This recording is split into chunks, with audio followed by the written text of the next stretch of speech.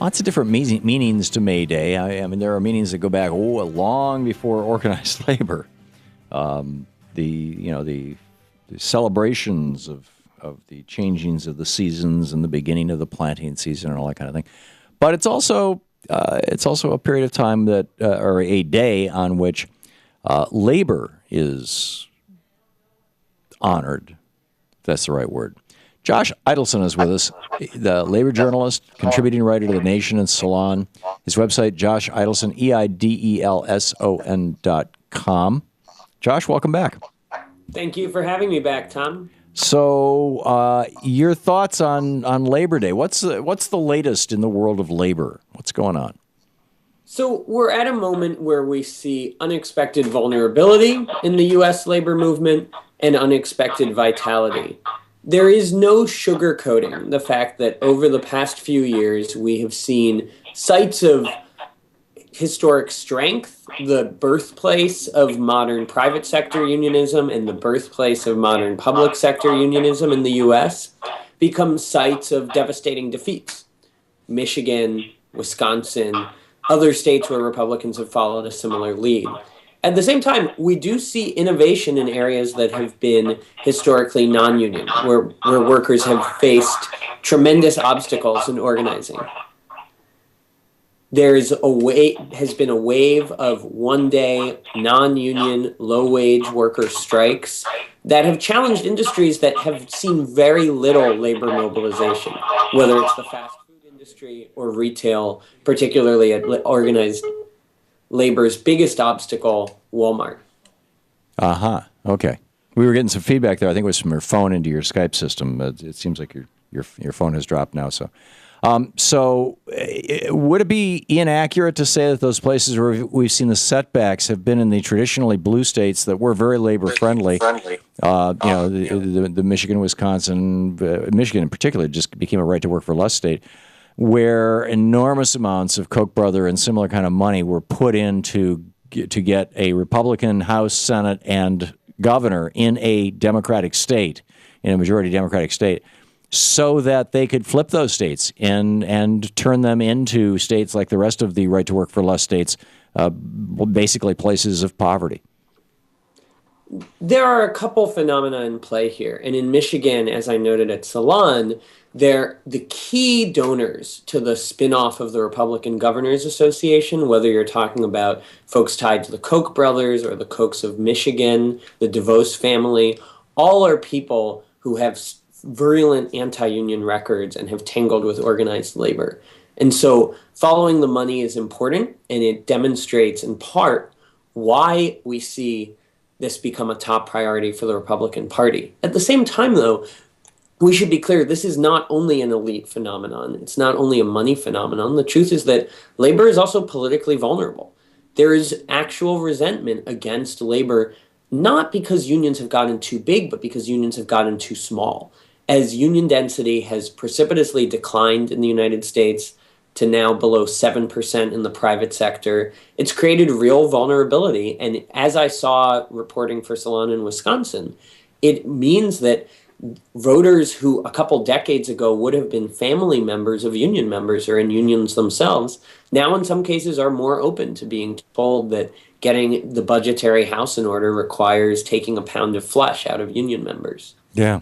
There has been this the meme that has been being put forward by the Republicans has been, look at these union members, they're making so much money, and you're not making that much money. That's not fair. And instead of saying you should make more money, they're saying let's cut the union members, and particularly government union members, because it's one of the last bastions of unionization. How is organized labor responding to that? Well, there are places where we see labor in a defensive crouch. There are places where we see unions in tremendous danger, stirred to fight in places where they haven't fought. You look at a case like the lockout that went 20 months at the American Crystal Sugar Company. Those are workers who were not used to getting into big fights with the boss. I interviewed one of the workers who's become active around the lockout and asked, when were you guys active in the past? And she said, oh, when the company needed a tax break, we would mobilize to help the company get a tax break. These workers were forced out because the company wanted to take away their health care, change it to a different system, go after their benefits. They tried a lot of the comprehensive campaign tactics that unions turn to now around politics, around the company's supply chain, around consumers and media, and those workers lost. There are places, though, where you see aggressive fight back, like over the past year, the strike that we saw in Chicago, where the Chicago Teachers Union, first, we saw a left-wing caucus fight within the union and take over and move the union in a different direction. And then because of strong community organizing, because of real partnership with parents and with neighbors, even when the national media turned against the strike from the beginning, we and saw the Democratic merit. That's right. Let's not forget. That's right. They were up against the Democratic Party, the so-called liberal media, but they won because they had the parents on their side and because they were willing to use the strike weapon that unions so often neglect. Yeah. This was really the biggest victory for labor of the year, don't you think? It was one of the most important, in part because the assault on teachers' unions is one of the places where we see the most extreme form of the assault on organized labor in the United States. And it's one of the places where it is the most enthusiastically bipartisan. Teachers' unions are directly under attack from some of the leading politicians in both parties.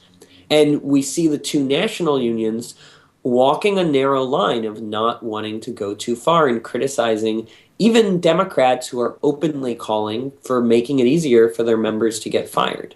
So the strike in Chicago defied, in some sense, not only Rahm Emanuel, but the Democratic Party, and not only the Democratic Party, but also the national leadership of the two teachers' unions. While people were publicly in support of each other, what happened in Chicago is charting a very different course for how you fight back against that attack than the more moderate one that we've seen from the national leadership, both of the AFT and of the NEA. Right. How do you respond to Gar Alperovitz's critique of unions in his last book, in which he suggested that, yes, Ronald Reagan declared war on unions. Arguably, the Republican Party with Taft-Hartley in 1947 declared war on unions. The peak of unionization was in the early 50s at about 30%. And as you point out now, private sector union membership is below 7%.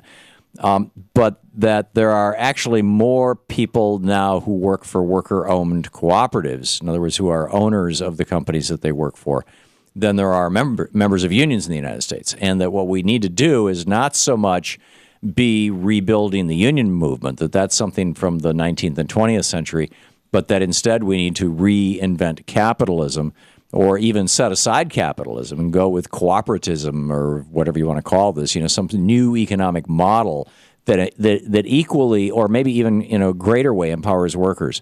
What are your thoughts on that? Well, workers should have a voice in what the economic model is in society and in the workplace. You can't have a very robust form of democracy in the United States, in any country, if you don't have some kind of democracy in the workplace. Now, workers have sought that in different ways at different times. And right now, given the creaky, craven labor laws that we have, given the extent to which workers are explicitly excluded or just betrayed by labor law, you see various kinds of different formations, whether it's looking at a cooperative model or it's a question of workers organizing outside of collective bargaining under the law. But the question is, how do you empower workers? Right. Josh, I'm sorry. Because you're coming in by Skype. As soon as the music starts, it just mangles the Skype. So, but thank you so much for being with us, Josh Eidelson. JOSHEIDELSON.com, the website, labor journalist and contributing writer for The Nation and Salon. Thanks so much.